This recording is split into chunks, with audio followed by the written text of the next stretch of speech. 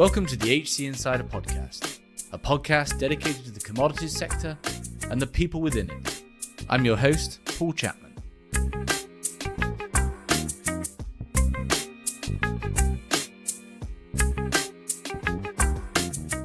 Today we're joined by Trafigura's chief economist, Saad Rahim, to get an update on the state of the commodity markets today and over the next 12 to 24 months. What are the key trends influencing prices and trade flows, from returning Chinese demand, sanctions, interest rates, OPEC and the energy transition? And have the commodity markets fundamentally changed in a deglobalizing world, striving for low-carbon energy? As always, if you enjoy the episode, please do leave us a positive review on the platform you're listening on, and I hope you enjoy the show. Saad, welcome to the show. Thank you, Paul. Happy to be here. So looking forward to this discussion. We're going to have quite a far-ranging one on the sort of the state of the macro commodity picture as it stands today, and then what are sort of the milestones and events we should all be looking out for as we look forward in understanding where prices and supply chains might go. So let's start in kind of the macro picture in Q2 when we're recording this, 2023. Perhaps we can start with China coming out of COVID, rapidly sloughing off the lockdowns late last year. What has that done to commodity demand, given that 10 years ago China was the entire story of commodities, right? Where do we stand today? Well, I think what we're seeing in China is probably a bit of a two-speed recovery, in the sense of we're seeing services in particular really come back very, very strongly.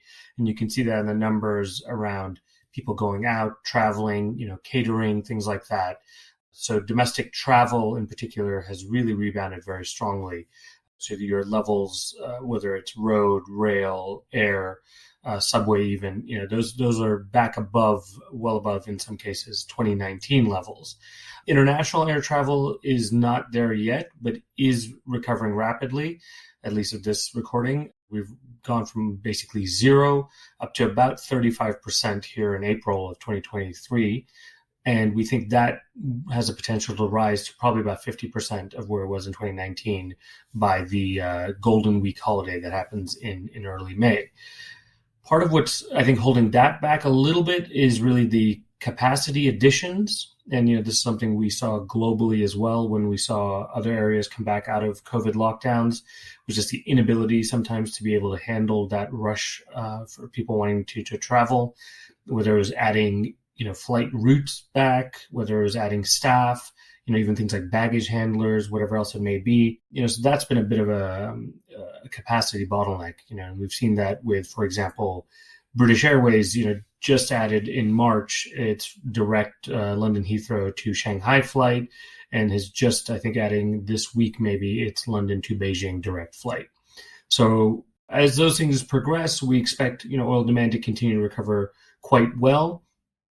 What we have not seen perhaps quite as strongly as maybe we were hoping for is really the rebound in the kind of the housing sector and related metals demand.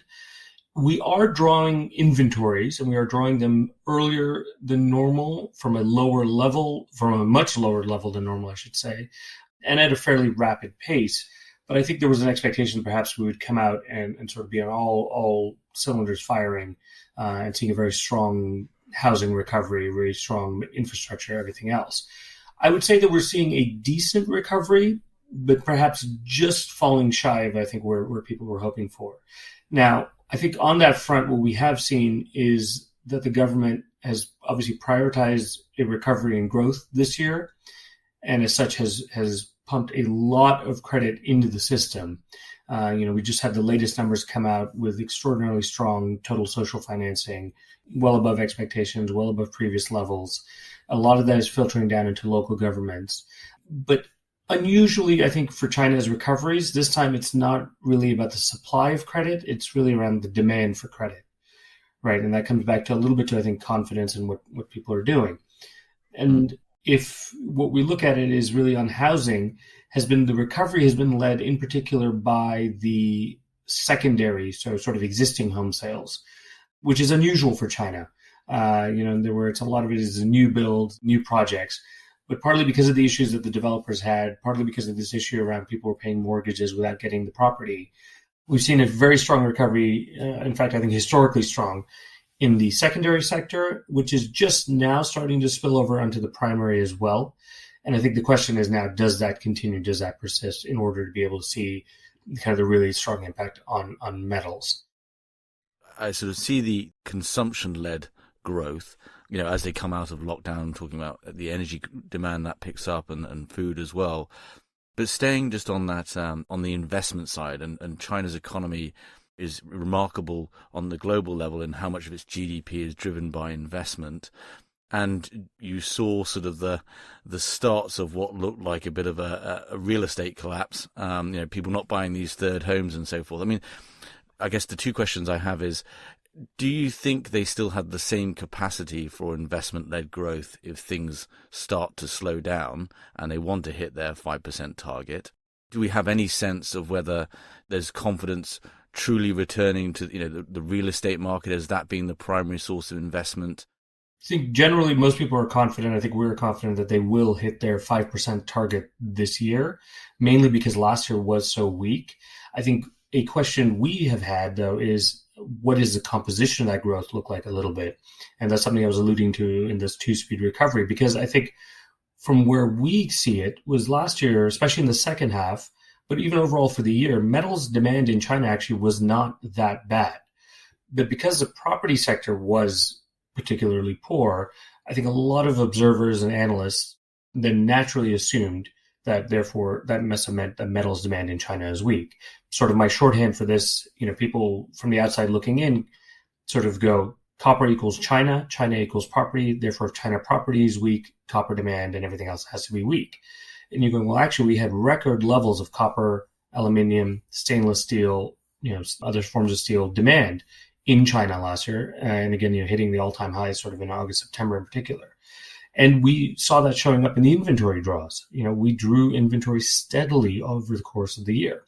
And yet it seems very hard to get people to, in a sense, believe that that is what happened. So for a lot of people, I think their assumption is that metals demand in China was very weak last year. Then obviously this year they'll have a very large makeup number, if you will. For us, we're saying, look, we're starting from probably a higher base than most people. So we don't think maybe the delta, the increment is that strong. But having said that, they are investing a lot across all the, different areas. So it's not just real estate that's investment. So it is also in infrastructure. It is in manufacturing capacity, what they're doing in terms of renewables and everything else. So there is room, at least in the short term, for, I think, them to be able to turn that up on the investment side if they need to. I think what they are trying to do, though, is create a more distributed model of growth, which they have been trying for some time, but I think in particular the focus now is really turning to that. In a sense, because the primary mechanism of distribution of income and wealth really, or wealth generation, has been the real estate sector. It hasn't been income growth. So really then saying, well, how do we focus on more value-added services, more consumption-driven growth, more widespread income growth, rather than just fueling it via real estate? And so for commodities, that may be a little bit less commodity intensive, but allows for more sustainable, more wider spread growth over time. And part of that has to do with demographics and a few other things as well, which we can discuss. But I think that's what we're looking at. So as they transition to that, I think it will be a little bit different. But for this year, we're expecting still very decent, strong commodity growth. Just final question on China. I know we'll return to it later on. We'll look at sort of the longer range picture. What should people be looking out for? What are you looking out for? Certain metrics, certain outcomes this year that will sort of give you a signal on whether actually the two-speed recovery, so to speak, is becoming one? I think, housing does remain first and foremost. I think partly because of its direct impact on commodities demand, but also really its impact on confidence. And, I think that was your second question you had around what does the confidence returning to the housing sector look like or not look like? And there's the apocryphal saying of confidence comes on foot but leaves on a horse, in the sense that it takes a while to rebuild confidence, but it can evaporate fairly quickly. And we've seen that, where it is taking time for confidence in the sector to really come back. Because if you look at it, I mean, the Chinese population, just like everywhere else, when they went through their COVID lockdowns last year, have accumulated enormous excess savings, something on the order of about $800 billion, and that's an increment that has gone up by about 50% over that last year. So again, comparable to what we've seen in the US or Europe. US was even larger, where you went from about $1 trillion to almost $5 trillion of currency in bank accounts. And again, so that's what we're seeing. And so there is this question around, at some point when confidence returns, does that then translate into pent-up demand being expressed and utilizing these savings to really unleash it? And that's partly, I think, a little bit what we're also seeing, which is the traditional playbook has been to say, let's pump credit into the economy. Here, if you're flush with cash, you don't really need credit, right? So there becomes a question of, what it is you need confidence to come back into everything else. And part of that is going to be saying, okay, well, once the situation around a lot of these developers is clarified, what's happening with the 3 red lines, if I buy a home from a developer, are they going to be able to complete it? Are they going to be around to deliver this to me? And if not, then maybe that's why I go ahead and buy an existing home rather than taking a little bit of a chance, or maybe a big chance on a new project. So I think once that is more established, I think that's where we will start to see this 2-speed become more 1-speed. But it's human nature, so it's fickle. So looking out for first primary home buyers. Yeah, I think that's a big one. And we've seen, to be fair, we have seen price increases start to go positive for the first time in a long time. We have seen foot traffic starting to really pick up, with people in terms of visiting these new projects. There's a few things really starting to look more positive. But again, you really want to kind of now see that follow through. And this is really the time where we should start to see that pick up. So everyone's kind of very focused on all those metrics, I think. The other big story of sort of last year that's present this year is obviously sanctions. And you spoke at the FT Commodity Conference at the summit talking about how essentially, we've had ultimately a big realignment of energy flows in particular, but, other key metals as well that were coming out of Russia. So what is the state of play now? Have things essentially settled down at ultimately less efficient and more expensive trade routes, or are we still right in the middle of uncertainty around how these sanctions are actually functioning and playing out?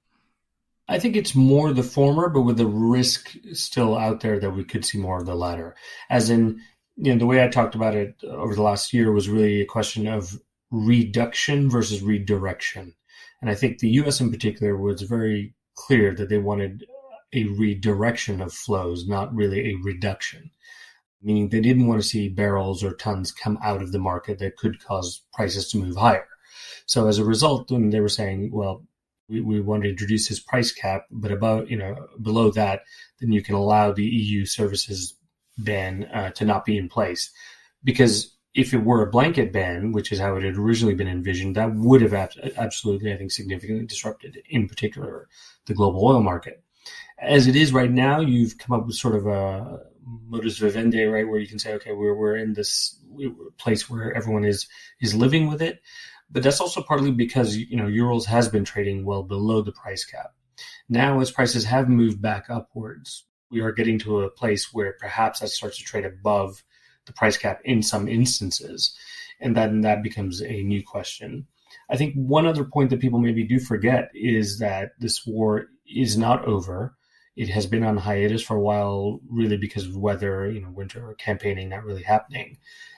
As we start to move maybe into more summer months, do we start to see a pickup of that again? If it does come back on to maybe, if not quite the front pages, but back into a little bit more the public consciousness, in particular in Europe, and in particular some of the eastern parts of Europe, which are closer to this conflict, do we start to see another push to say, look, maybe we do need to revisit this in a way that does cause Russia more pain? So I don't think it's fixed. I think it is a bit of a movable feast, and we need to see that. But again, there's a lot of other things that could happen as well. And our co-head of oil trading, Ben Luckock, was talking about this at the FT Commodity Summit as well, which is to say, where we've gone from is a place where this market has been moving towards greater transparency, but greater safety, greater clarity around insurance, shipping, everything else. Is there a risk that one of these smaller players has some form of an accident? Do we get a spill? In that case, what happens with the insurance? What happens with everything else around that? And does, again, that throw a real spanner in the works of what has so far been a system that has been working? So I think we right now are okay, and we have to kind of see where we go from here. But now we have seen also Russia saying, look, we are going to start reducing our volumes. And that starts to show up now a little bit in the export data, which it hadn't before, even though they had said they were. So if that's true, and then you add on to top of that what's happening with the OPEC plus cuts as well. As that market tightens and euro starts to become priced higher, again, is there a push to maybe revisit some of that? But for now, I don't think that that's the case. I think right now everyone is very happy and focused on just allowing the barrels to move. And this might be a bit of a naive question. So obviously there's been a reorientation of Russia eastwards, which certainly suits China's need for much of this energy, as well as some of the critical metals that are coming out of Russia. Is that still very much basically the plan, or are we actually seeing significant flows? What is the capacity of China to tap into those markets in Russia compared to the West, where you've had, as you said, 20 years of development of highly efficient infrastructure to export molecules westward? I think depending on the commodity, we're already seeing it happen in size. I mean, so far, India, I would say, really has been the key beneficiary of all of this, in the sense of it has significantly ramped up its purchases of Russian crude. It's now the biggest buyer by far, and in doing so in a discounted way that greatly helps its trade balance and everything else. But China is not far behind in terms of also having stepped up its purchases of crude. But some things are harder to change around. So oil you can move fairly quickly, but gas will take much longer. You've had these pipeline routes that have been built, kind of hardwired between Russia and Europe. So to rebuild those, and in particular, you think about how vast Russia is, to take that from even West Siberia into China is quite an undertaking. So I think that then will take some more time. We are seeing a little bit on metals as well, and depends on which metal you're looking at. But I think China's policy has been, we want to do this in a way that is not antagonistic, if we can help that, in the sense of we don't want to just say to Russia, fine, we will take absolutely everything you have because we can take it for more cheaply, because you don't want to really, I think, put the finger in the eye of the West too much. And also, I think from China, there is a little bit of a wariness to say we don't want to be too dependent also on Russia just for everything. So it's a little bit of perhaps a bit more of a cautious approach. There seems to be some form of unspoken, unwritten agreement that as long as China is not providing sort of really lethal weaponry to Russia, that there's a kind of, again, this modicum of understanding that is there. Okay, you're allowed to continue this relationship. You're allowed to continue taking, the materials without really suffering any kind of backlash on this. Talking of OPEC, I mean, that has been the big surprise of Q1, where you have the Biden administration has very clearly said its stall out that it wants to keep oil prices low. That's crucial for a domestic agenda, and have worked very hard toward that.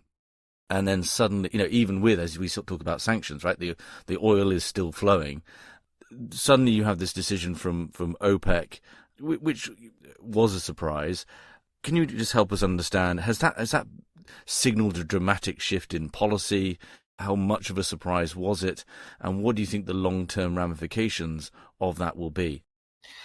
I think it's not really a change in policy. I think OPEC Plus for the last few years has really been aiming to preserve what it views as a stable or balanced market. And, we've seen that where it hasn't wanted prices too high, but it also at $70 or even $60 for WTI, those are levels that don't work for the members of the group.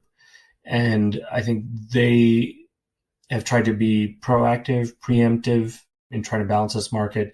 I think they took a lot of heat for the decision last year to announce a cut, but given the kind of slowdown in demand and given the SPR releases and what's happening in China with COVID, the non-disruption, shall we say, coming out of Russia, that proved to probably be the right move if you were looking to balance the market, right?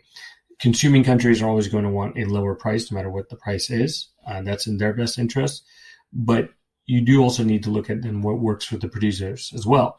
And it's not just the OPEC plus producers, because one of the comments we've had is that, if prices do fall too low, what is already happening in the U.S. shale sector would just simply get exacerbated. And what is happening there is we are not seeing the levels of CapEx, in particular new, I would say, production CapEx, meaning not CapEx is simply going into making up for higher costs, in a sense, inflation CapEx, is not really happening. And then kind of my shorthand on this has been the guys who weren't drilling at 100 to 120 are definitely not drilling at 60 to 80.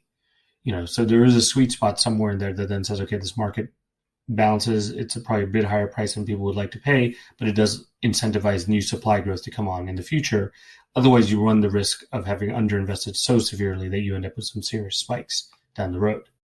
I want to talk about shale. What is the sense of what number works for OPEC plus? I mean, do we have any sense of their target? I don't know if we have a sense of their target, but if we just look at what their actions have been, they have tended to act when prices have gone substantially below $80 and likely to stay there for some time. And each country has its own metrics, but I would say, again, just looking purely at what they have done rather than what they've said, that seems to be an area where they feel we'd like to see prices above that. And again, probably not surprising. And also not surprising, perhaps, given where the longer-term agenda for some of these countries is, right? Is to say, look, we do want to transition away from oil production. We do want to move into other areas, be it, metals production in Saudi, or whether it is into more clean energy, whatever else it may be. If we look at the UAE, for example, so these are other areas that they want to invest in. They're saying, well, we need capital to do that, and therefore we need a higher price to be able to do that, or invest in, NEOM or whatever else it may be. So for them, they're saying, look, this is in a sense, what any producers would do. You have companies around the world that always will try and maximize their profit margins, and who are we to be doing anything different?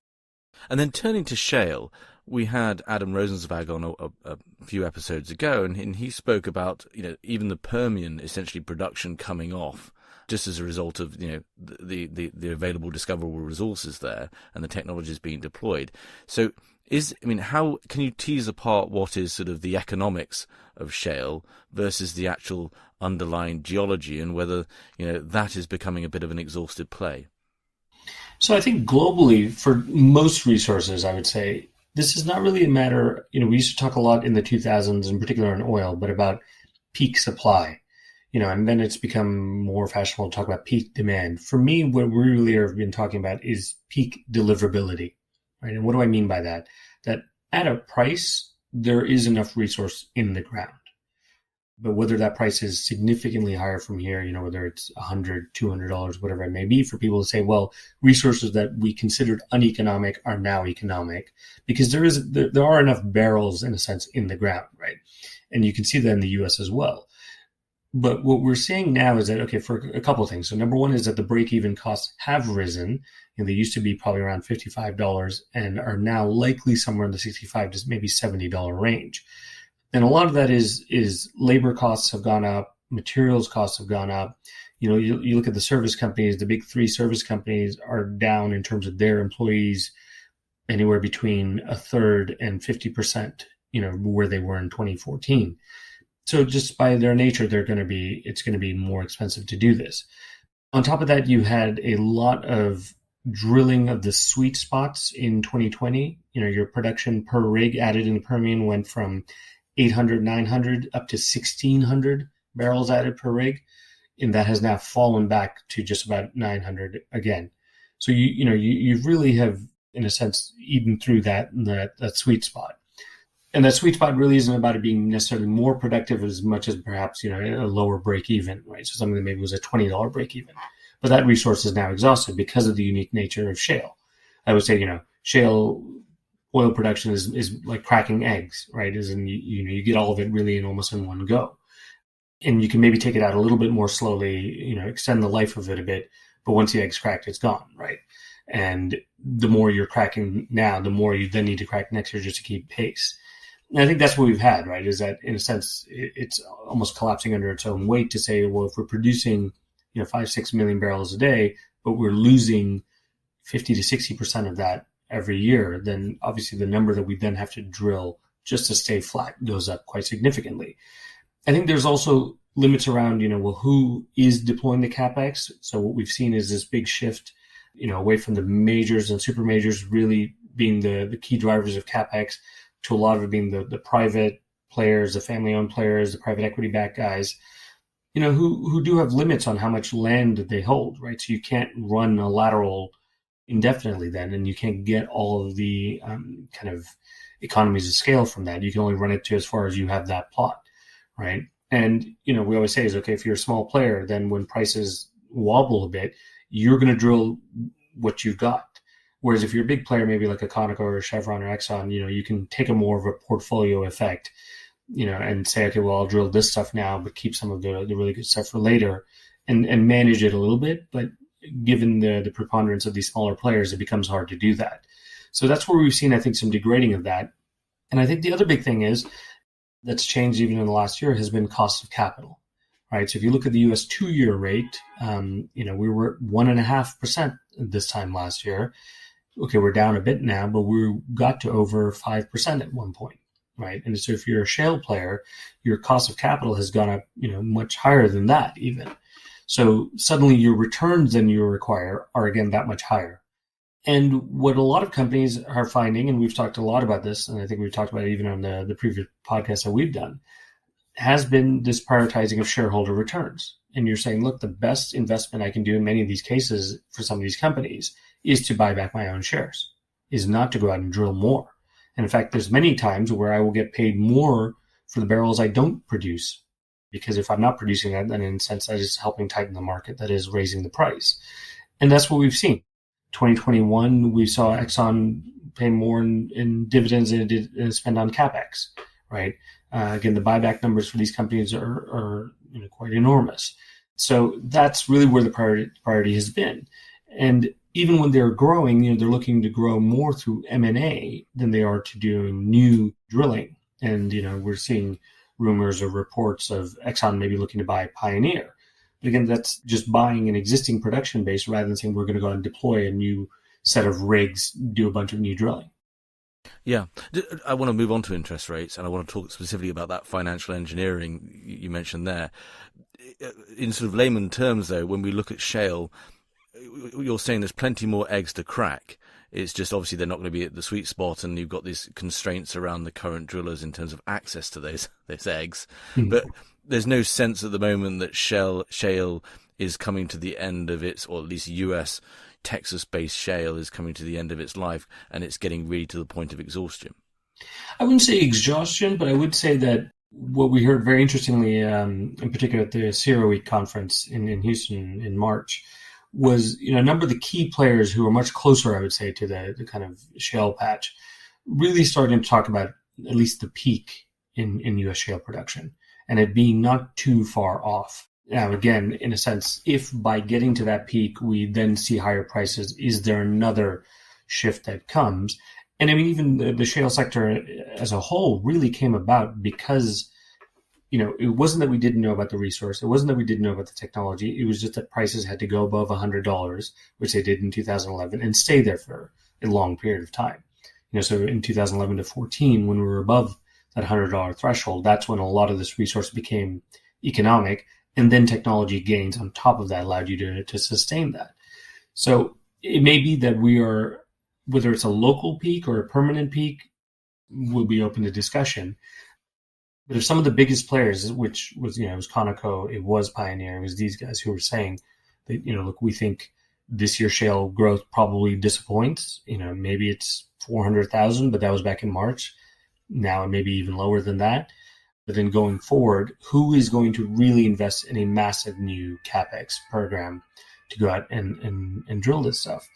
And what we have heard even is, even outside kind of core Permian, so even within the Permian, but outside the core, is that people are cutting back. So it's not that the resource isn't there, it's what is the new incentive price to make that work, right? Mm. And there is a structural problem when this is, you could talk about it in metals or in oil or whatever else, but no, it's no longer just about the rock, right? But it is about, do you have the service capacity, or do you have enough new graduates, new people entering the field to be able to replenish this workforce? And I think that's a problem that we've talked about for quite some time. A lot of your listeners will be much closer to that, and I think I will. But it feels like how many people are really going into petroleum engineering or geology, and things of that nature that say, okay, in 5 years, are we going to still be growing at the same rate? Are we going to be able to do that? Yeah, exactly. You're not attracting many young graduates into offshore oil, rig management, for example, right? Exactly. It's tough. The HC Insider podcast is brought to you by HC Group, a retained search, intelligence and advisory firm focused solely on the global energy and commodity sector. With 6 locations across Asia, Europe and the Americas and over 50 consultants. To find out more, go to our website, hcgroup.global. There, you can also sign up for our HC Insider content for more interviews and white papers on relevant trends and talent impacts in the commodities world. So interest rates. So we had Edward Chancellor on talking specifically about financial engineering, right? The fact that the cost of borrowing was less than the internal cost of capital, and you just borrow a bunch of money and buy a bunch of shares, and everything looks fantastic. It has been a dramatic shift, 450 basis points or whatever it's been over the last year. That has threaded its way through now the commodities world with profound impacts. How has that impacted commodity trading? How has that impacted your ability to look at things like inventories and say, well, are they being drawn down because of demand, or are they being drawn down because no one can afford to actually inventory these commodities anymore? Can you just help us understand sort of how that has threaded its way through the sector, not only rising costs, but also impacting the efficiency of trade itself?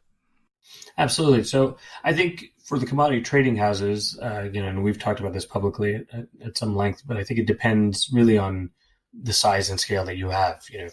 Just speaking for ourselves, we've invested significant amount of resources, time to build relationships with as many different banks as we can. We have about 140 different partner banks that we work with. So when we've had sort of a tightening of credit into the sector in general, I think it's helped to have that scale and have those relationships. Whereas you can see some of the smaller players have struggled a little bit with this, and not just interest rates, but overall the ability to tap into financing and to credit lines. So I think that becomes a key issue as we go forward. And in particular, as you have gotten some banks who are questioning, okay, well, what's the trade-off here? What's the risk reward here for us?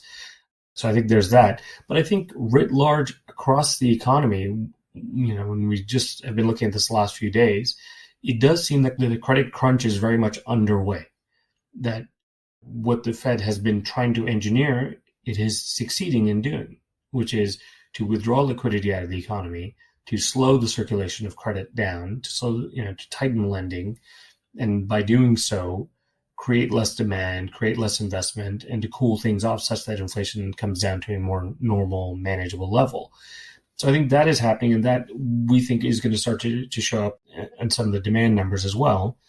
But also going back to your point around inventory financing and things like that, I think you've seen that, in particular places, even in China as well, where the plays that the people were doing there, you can't do anymore just because they're not open to you, they're not available to do that.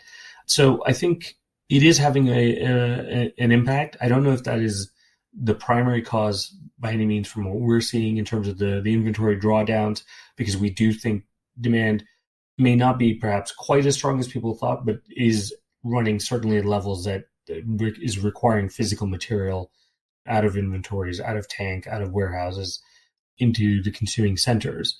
But is it having an impact maybe at the margin? I would say yes, I'd say quite possibly. Now, one thing is that, again, if, not to belabor the point, but I think the fact is that if we are seeing demand start to slow down, maybe because if we do head into a slowdown or recession, whatever you want to call it, because of higher rates, yes, there's a demand impact. But I think unlike very much, not just 2008 in particular, but also more broadly, most recessions, we have a safety cushion that we have never had, a safety buffer in the form of people's excess savings, of companies' savings, cash piles, people having locked in extraordinarily low levels of debt. And so, in a way, you're much better prepared than you've ever been. So perhaps the demand hit is short-lived. But on the flip side, we're going to see an even bigger hit to the investment than we have been seeing already.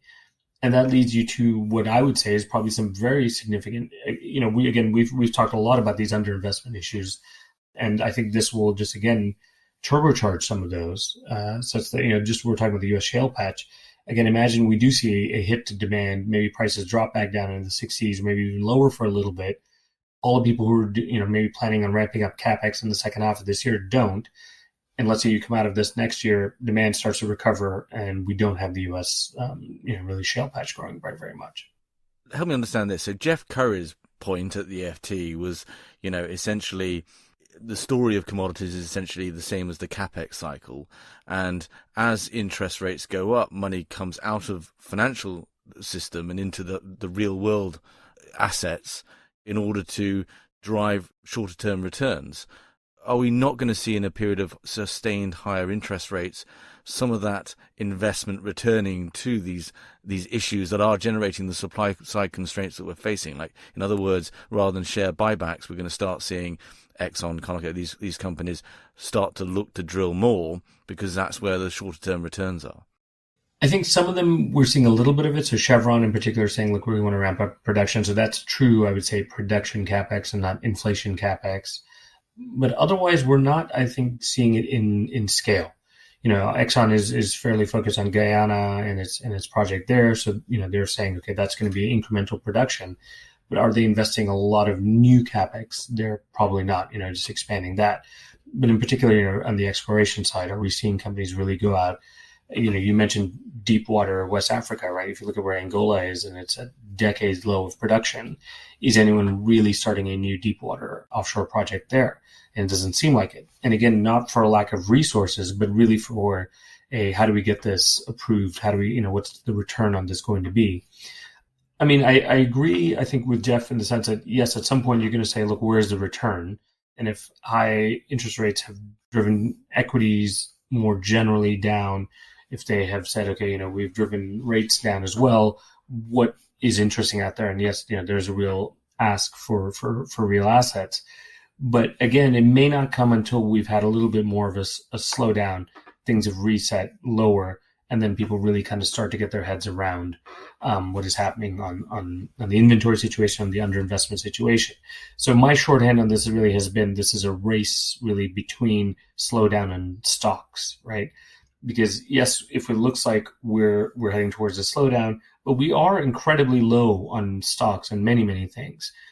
If you look at gasoline stocks for this time of year, we're very low seasonally, continue to draw. But copper, we should be somewhere around 4 or 5 weeks normally of use, and we're down to a few days.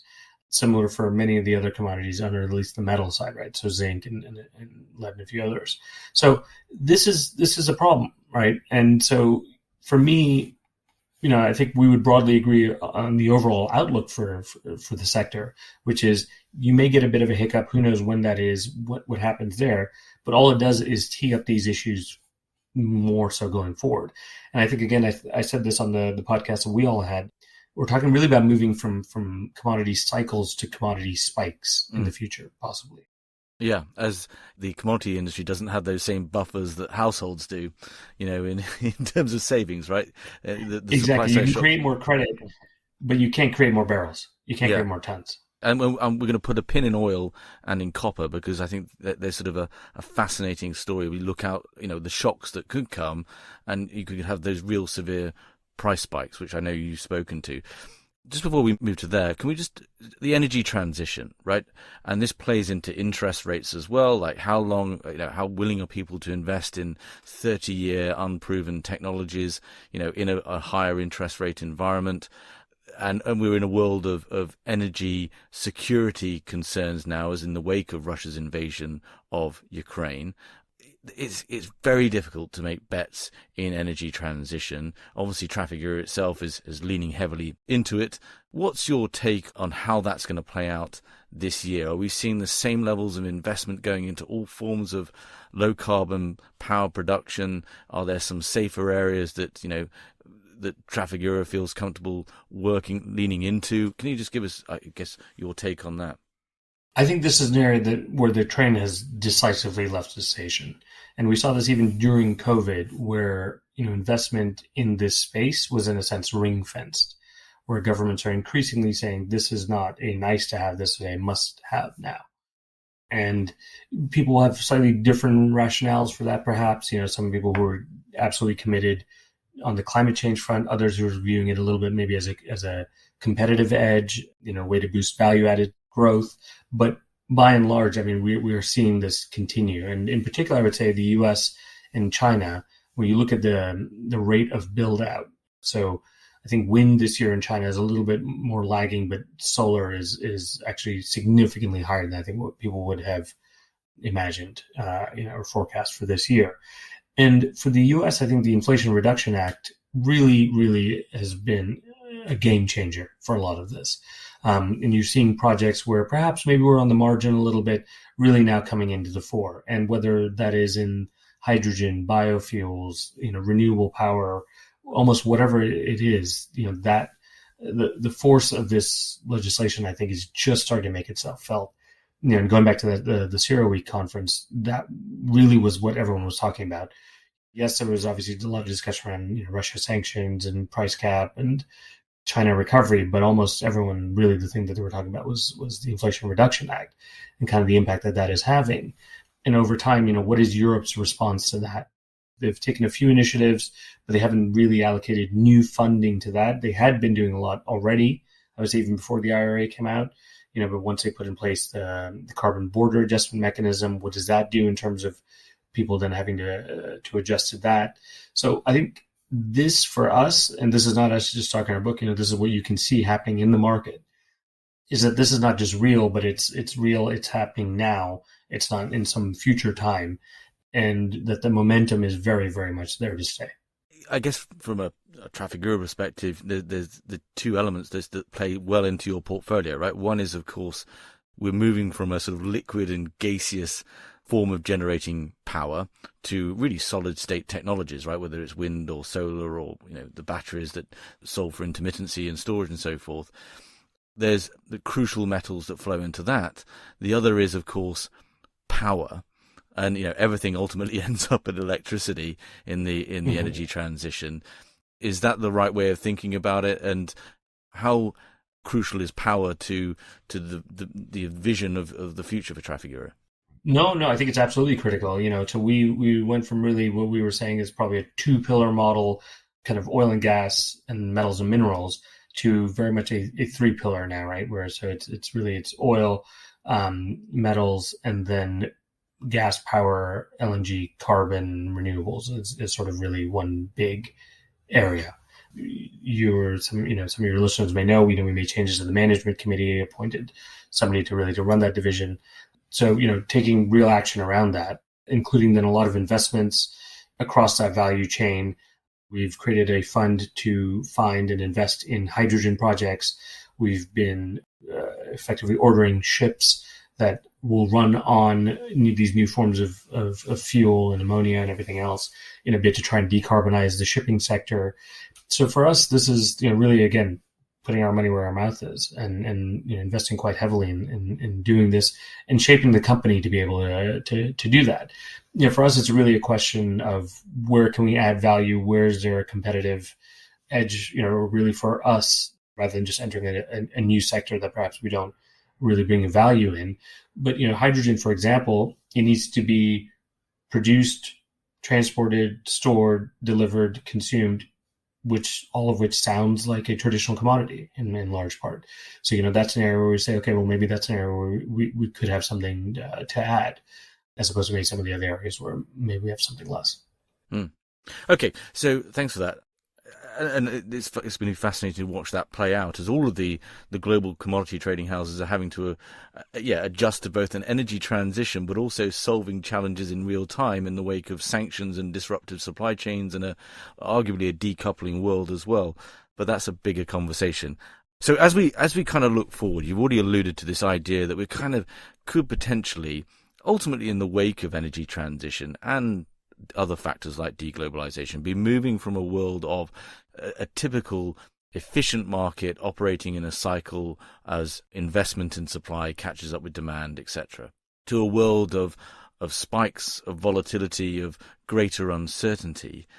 Can you help us understand through that lens, say, the oil market over the next year, 24 months, and how that could play out? I mean, what are the events that could cause such shocks and volatility, and why everything now is, such small events can have huge ramifications because of such a tight, supply-constrained world we now sit in?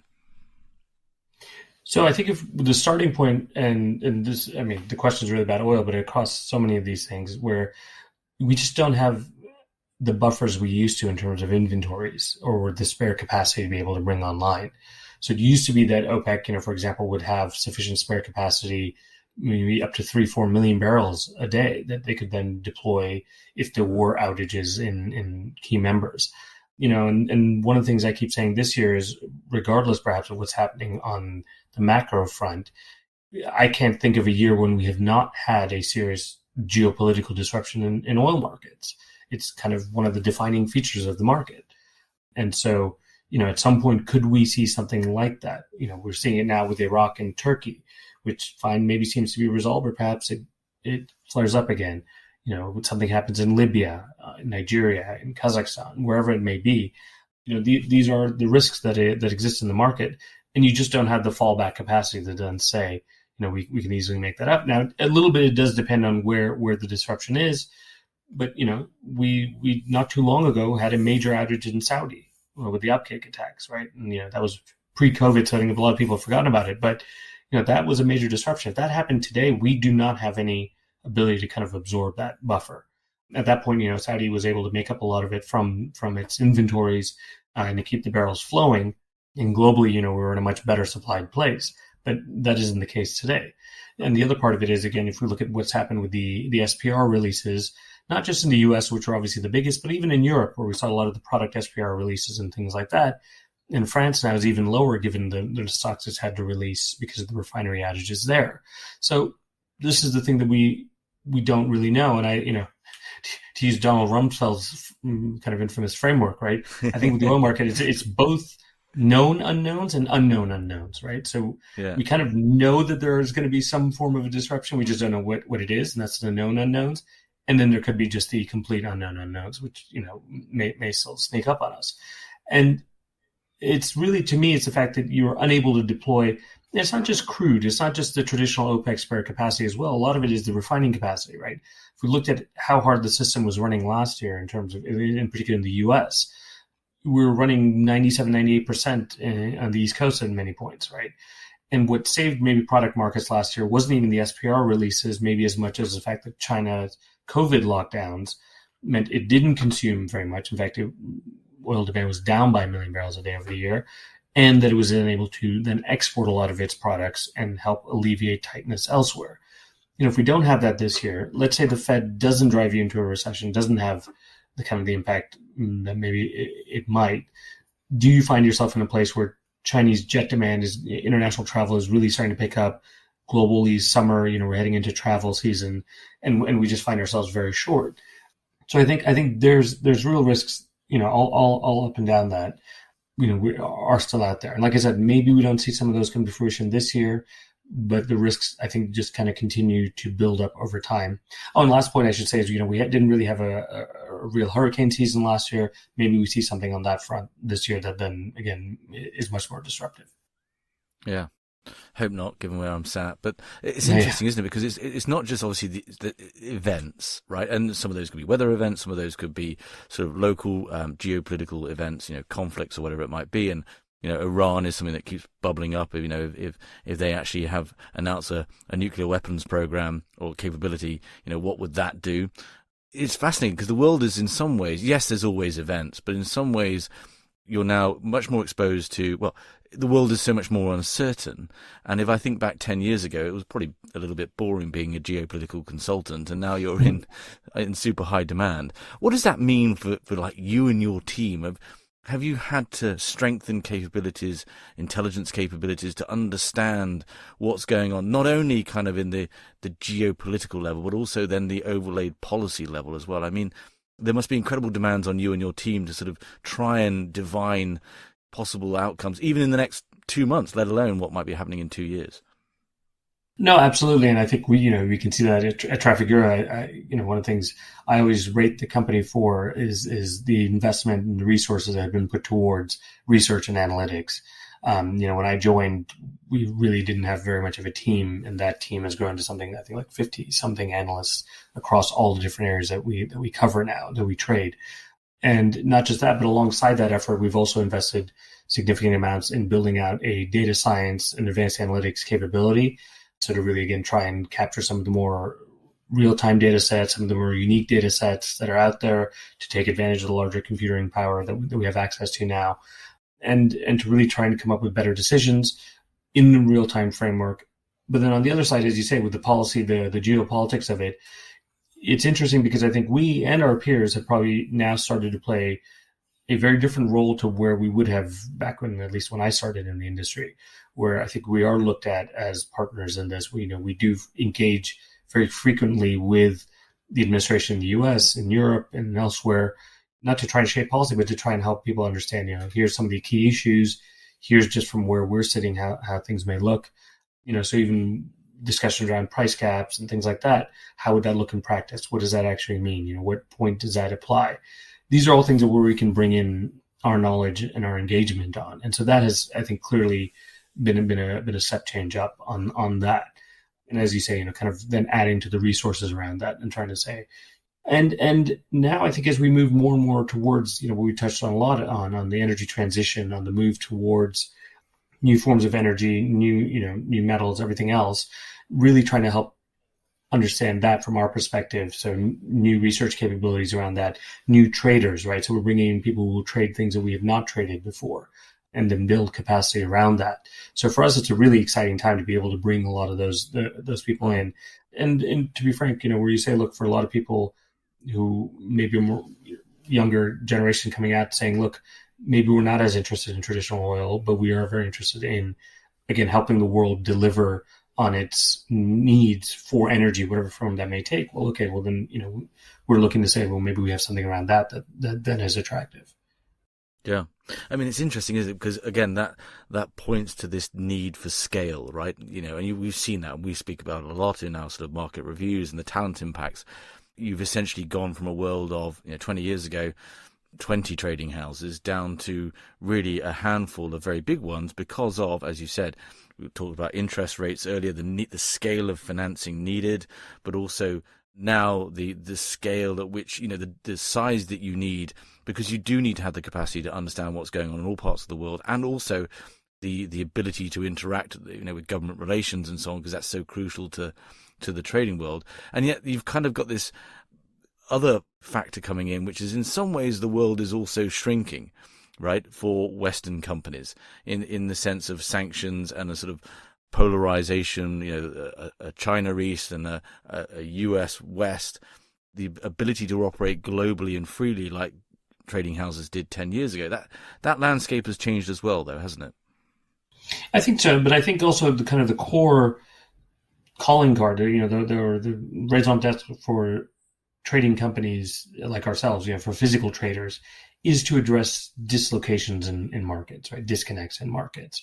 If it were simply you have a producer on one end and a consumer on the other, and they were able to just move things easily between them, and they knew how to do it, and you knew how to cover that, you perhaps wouldn't have the need for the trading companies. But as you say, as the world is becoming increasingly interconnected, but also dividing up a little bit into the different regimes of how you can do things, and if we look forward today, find it's sanctions and, whether it's Iran, Venezuela, or Russia, price cap, whatever else it may be. But in the future, it's going to also be carbon, right? How much carbon is in this? Where is it sourced from? How is it responsibly sourced? All those kinds of things as well. So just as you say, well, what's the assay of this product? It may also be, what is the carbon footprint of this product? And these are core competencies that we and our peers have built over time to be able to assess those, ascertain those, guarantee those, and then be able to deliver against those. And so I think to me, that's really where, again, the need for that will just continue to increase. So it's no longer just a question of price or quantity or quality, but also, again, the provenance of the origin, everything else. Yeah, fascinating. I guess I want to give final. It's been a really interesting conversation. I wish we could go on for another hour, but I want to give final comment to copper because, I don't think I've ever seen a more bullish panel at the FT, even to the point where I sneakily bought some copper ETFs, thinking the price might pop. But we've spoken about oil, but you've mentioned throughout the discussion that copper has no buffer. This idea that it is the critical metal for the energy transition. Can you just give us a couple of words on, are you as bullish on copper as your peers and colleagues who spoke about it? I think structurally, yes. I think it's hard to be anything but that. If you look at it, there's no energy transition without copper, right? It's because it goes into the wiring for the electrical grid that we will need. It will go into the generation itself from the solar panels, from the wind turbines. It will go into the consumption on the EV side. And the fact that it doesn't really have an easy substitute. And the one that is closest with aluminium is going through its own deficit, right? It's the fact that the supply side is constrained over the next while. Yes, this year, there is supposedly going to be more mine supply coming on, but again, you're running into a bit of a smelter bottleneck. So we're so underinvested in this, and unlike maybe in oil, you don't have the shale equivalent, meaning you can just simply turn it on, or even within 6 months, but you just don't have that capacity to do that. You have a little bit on the scrap side, but not enough to really make this up on a structural basis.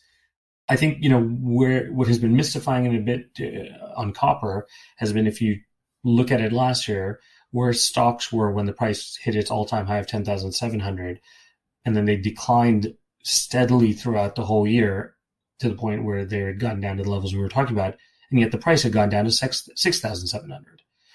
And that's not how commodity markets should work, right? Is if you're drawing stocks and you're drawing them down to such low levels, the price should be reacting to that. But this has primarily, almost overwhelmingly, been a macro versus micro. And this has been, the thing that best explains the copper price last year is really the euro. And if you map the, copper price in euro, they're very tightly correlated because people really were worried about these macro headwinds, worried about China demand, worried about Europe entering an industrial depression. So they've been playing that. And given what we've talked about, concerns around the Fed, potential worries about a global slowdown, that's why, it's still not really reflecting the tight fundamentals, in particular time when we're drawing. So there may be some period again where prices may chop around a bit, but for us looking at this, there's no way to really get around the dynamics that are driving this market. Price forecasting is always difficult because of however many intervening factors there are. So it's almost harder to do the next 2 months than it is maybe the next 2 years. But when you look at those next 2 years, you go, this is a metal that really only has one way to go. Yeah, Chile, Peru, I mean, those countries, the major producers, are having their own internal challenges as well, right? So, I mean, it seems like that story could be really exacerbated as some producers' production is way down as well. Absolutely. And I think, you'll see that as, in a sense, if the price does start to move up to incentivize new production, everyone is going to want a bigger piece of a bigger pie, where you will have labor unions at the mines, you will have local communities, state level governments, national governments, service companies, everyone saying, okay, well, we want a bit more of this. And that may actually serve to slow some of this investment down as well. And, we're seeing that is, in a sense that now, the average copper project is about 30% smaller than it used to be. It costs 40% more and it takes 50% longer to bring on. So when you have that, it becomes very, very challenging, in particular for a metal that is going to be absolutely necessary. You can argue about peak demand for oil, whether it is, earlier or sort of towards the end of this decade, 2030, maybe a bit beyond that, or wherever it may be. But no one is arguing about peak demand for copper. In fact, if anything, the opposite. Yeah.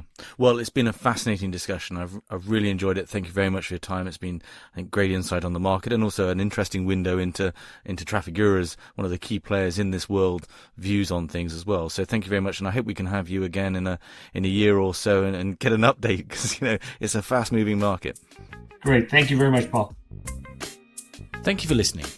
If you enjoyed this episode and want to support the show, please give us a positive review on Apple Podcasts or Spotify. To find out more about HC Insider and HC Group, a search and advisory firm dedicated to the commodity markets, visit our website at www.hcgroup.global. There you can find out more about our services and our offices around the world. There you can also find more content, from interviews to insight pieces to more podcasts focused on the commodity value chains. Thanks again for listening.